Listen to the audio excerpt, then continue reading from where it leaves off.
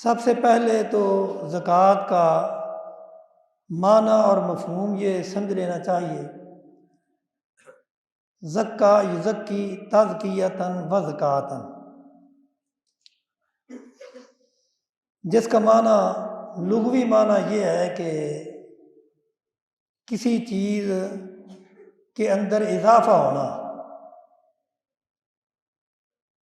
کسی چیز کا بڑھنا، نمو جسے کہتے ہیں، اور اسی طرح پاکیزگی حاصل کرنا، یہ بھی اس کا معنی ہے۔ لیکن اصطلاحی معنی اس کا یہ ہے کہ مخصوص مال میں سے مخصوص حصہ نکالنا اور مخصوص لوگوں کو دینا، یعنی جو شرع اسلام نے مقرر کی ہے کہ زکوٰۃ اتنا مال ہو تو اس میں